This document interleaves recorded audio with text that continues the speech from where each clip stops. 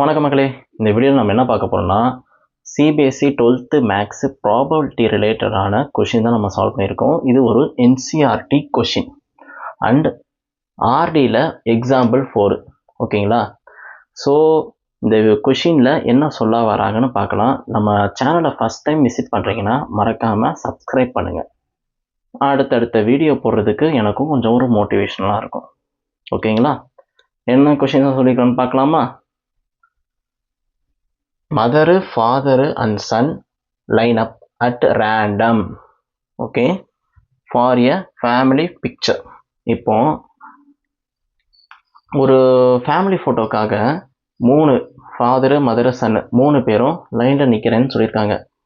ஆனால் வேறு மாதிரி, அதாவது இன்கேஸ் மதரு ஃபாதரு சன்னு இப்படி இருந்திருக்கலாம், அப்படி இல்லைன்னா ஃபாதரு சன்னு மதரு இப்படி டிஃப்ரெண்ட் பிளேஸில் இருக்கிறது தான் இங்கே சொல்லியிருக்காங்க. அதுதான் ரேண்டம். ஓகேவா? Find the probability of A divided by B. 2 event கொடுத்துருக்காங்க. அந்த ஈவெண்ட் என்ன கண்டிஷன் சொல்லிட்டு இங்கே கொடுத்துருக்காங்க. முதல்ல மேலே கொடுத்துருக்காங்க சாம்பிள் ஸ்பேஸை முதல்ல எழுதலாம். சரிங்களா? ஓகேவா? இப்போ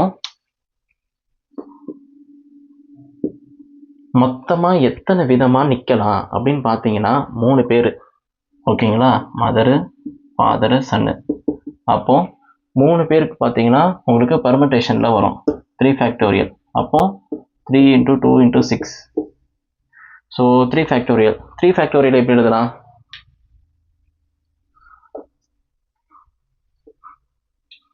இப்போ 3 பேரை வந்து 3 ஃபேக்டோரியலாக எழுதலாம். அப்போ 3 ஃபேக்டோரியலாக எழுதலாம்னா 3 ஃபேக்டோரியல் எப்படி எக்ஸ்பேண்ட் பண்ணலாம்? 3 × 2 × 1 அப்படின்னு எழுதலாம். ஆக மொத்தத்தில் 6 விதமாக இவங்க வந்து லைனப்பில் இருந்திருப்பாங்க அப்படின்னு நம்ம தெரிஞ்சுக்கிட்டோம். அப்போ யார் யாரெல்லாம் இருப்பாங்கன்னு நமக்கு தெரியணும்ல. அப்போ அந்த சாம்பிள் ஸ்பேஸை நம்ம எழுதிடலாமா? ஓகேவா? அப்போ எஸ்ன்னு சொல்கிறது வந்து ஃபஸ்ட்டு மதரு ஃபாதரு சன்னு அந்த மாதிரியே ஃபஸ்ட்டு உள்ளதை எடுத்துக்கிறேன். மதரு ஃபாதரு சன்னு. இப்போது உங்களுக்கு வந்து இது இப்படி மாறி எழுதுறது நீங்கள் மாற்றி எழுதும்போது உங்களுக்கு சில நேரத்தில் தப்பாக வரலாம். அதுக்காக நான் ஒரு சின்ன ட்ரிக்கு சொல்கிறேன், கொஞ்சம் பாருங்கள். மதரை நான் இங்கே ஃபிக்ஸ் பண்ணுறேன். மதரை ஃபிக்ஸ் பண்ணிவிட்டு இவங்க 2 பேரையும் வேரி பண்ணுறேன், ஃபாதரையும் சன்னையும். அப்படி வேரி பண்ணுறேன்னா இப்படி ஒன்று இப்படி வரலாம், இவ்வளோ இப்படி மாறலாம், அப்படி தானே? அப்போது எஸ்ஸு எஃப். இப்போது அடுத்தது ஃபாதரை ஃபிக்ஸ் பண்ணுறேன், சென்டர்லேயே ஃபாதரை ஃபிக்ஸ் பண்ணிவிட்டு இவங்க 2 பேரையும் வேரி பண்ணுறேன். அப்போது எஸ்ஸு எம்மு. அடுத்தது சிஸ்டரு லாஸ்ட்டு, அடுத்தது சன்னை லாஸ்ட்டாக ஃபிக்ஸ் பண்ணுறேன். சன்னை ஃபிக்ஸ் பண்ணிக்கிறேன். இவங்க 2 பேரையும் வெரி பண்ணுறேன், மதரையும் ஃபாதரையும். அப்போ இங்கே மதர் ஃபாதர் இருக்கனால ஃபாதர் மதர் அப்படின்னு எழுதிக்கிறேன். ஓகேவா? இப்போ என்ன பண்ணுறேன்னா 2 பேரை ஃபிக்ஸ் பண்ண போகிறேன், ஏன்னா 3 பேரும் முடிஞ்சிருச்சு. இப்போ 2 பேரையும் ஃபிக்ஸ் பண்ணிக்கிட்டு சன்னை வெரி பண்ண போகிறேன். இப்போ இந்த இடத்துல பார்த்தீங்கன்னா மதரு ஃபாதரு இங்கே வேரி பண்ணுறேன்னா ஒன்று இங்கே லாஸ்ட்டில் இருக்கிறவன் இங்கே இந்த பக்கம் வரணும், அப்படி தானே? அப்போ இந்த பக்கம் வந்துடுவான். ஓகேவா? அடுத்தது இவங்க 2 பேரையும் ஃபிக்ஸ் பண்ணுறேன், ஃபாதரையும் சன்னையும். இப்படி ஃபிக்ஸ் பண்ணுறேன்னா இப்போ மதர் இங்கே இருக்கிறது இங்கே வந்து நிற்கணும். ஃபிக்ஸ் பண்ணுறேன்னா அவங்க 2 பேரும் ஒன்றா இருக்கிறது. ஓகேவா? அந்த பொசிஷனில் இப்போ எஃப் எஸ்ஸு எம்மு பார்த்தீங்கன்னா உங்களுக்கு ஓவராலாக 6 விதமாக நிற்கிறதுக்கு நான் இங்கே உங்களுக்கு சாம்பிள் ஸ்பேஸை கொடுத்துட்டேன். இந்த விஷயம் உங்களுக்கு தெளிவாக இருந்துச்சா? ஏன்னா ஒரு சில பேர் இதில் தான் தப்பு பண்ணுவாங்க, இப்படி மாற்றி போட்டு கன்ஃபியூஸ் பண்ணிகிட்டு இருப்பாங்க. இது கொஞ்சம் ஈஸியாக இருக்கும். ஓகேங்களா? இப்போ நான் அடுத்தது என்ன பண்ண போகிறேன்னா கண்டிஷன் என்ன கொடுத்துருக்காங்கன்னு பார்க்க போகிறேன். ஏ ஈவெண்ட்டில் சன் வந்து ஒரு எண்டில் இருக்குன்னு சொல்லியிருக்கான். அது இந்த எண்டா இல்லை இந்த எண்டான்னு தெரியல. அப்போது ஒரு எண்டுலன்னு சொல்லியிருக்கான். ஸோ அதனால் இங்கே பாசிபிள் வேஸ்லாம் என்ன இருக்குன்னு சொல்லிட்டு நம்ம சாம்பிள் ஸ்பேஸ்லேருந்து எடுத்துக்கலாம். சரிங்களா?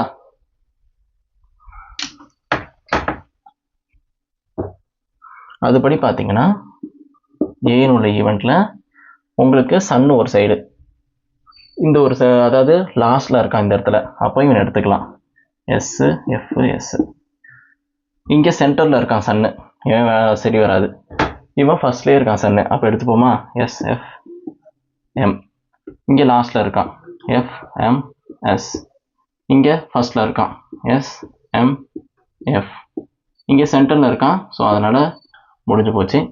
இப்போ அடுத்த ஈவெண்ட் பார்த்தீங்கன்னா பி ஈவெண்ட்டில் உங்களுக்கு வந்து ஃபாதர் இந்த மிடில்.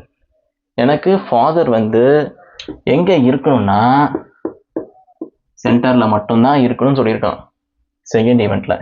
அதுபடி பார்த்தீங்கன்னா உங்களுக்கு ஃபாதர் மிடில் இருக்கானா எஃப்எம்எஸ், இங்கே இல்லை எஸ்எஃப்எம். அவ்வளோதான், முடிஞ்சு போச்சு. சரி, இப்போ ஏக்கும் பிக்கும் இன்டர்செக்டிங் ஆகிற வேல்யூ யாருன்னு பார்க்கணும். இங்கே பார்த்தீங்கன்னா உங்களுக்கு 2 ஈவெண்ட் கொடுத்துருக்கான். நம்ம கண்டிஷனல் ப்ராபபிலிட்டி தான் யூஸ் பண்ண போகிறோம்.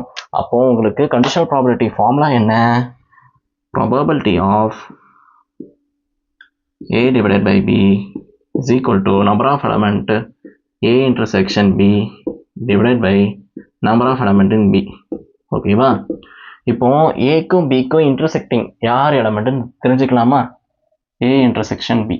அதுபடி பார்த்தீங்கன்னா உங்களுக்கு MFS இருக்கான். MFS. அடுத்தது SFM. அவ்வளோதான் இருக்கான். SFM. நம்பர் ஆஃப் எலமெண்ட்னு பார்த்தீங்கன்னா உங்களுக்கு 2. ஓகேவா? So 2 divided by number of element in event பின்னு பார்த்தீங்கன்னா 1 2. ஸோ ஓவராலாக உங்கள் ஆன்சர் 1. ஓகேவா?